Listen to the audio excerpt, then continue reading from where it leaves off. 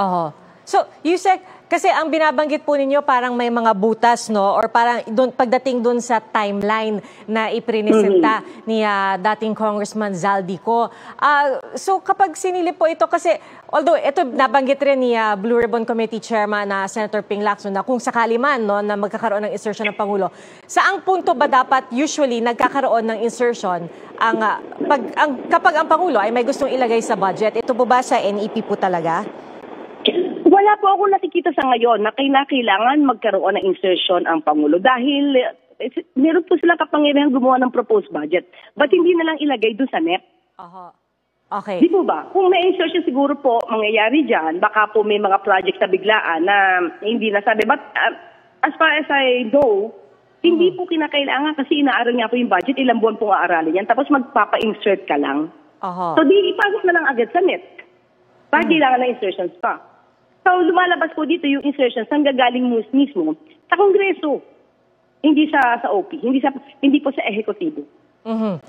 Yusek, ang sabi po kasi rin ni dating Congressman Zaldico sa kanyang mga pahayag, nung SONA pa lang, no, balak na raw niyang bumalik na Pilipinas. Pero ang Pangulo daw ang nagsabi na wag muna siyang bumalik at aalagaan siya. Tapos ang sinasabi niya ngayon, siya ang ginawang, kumbaga, scapegoat or poster boy, ika nga.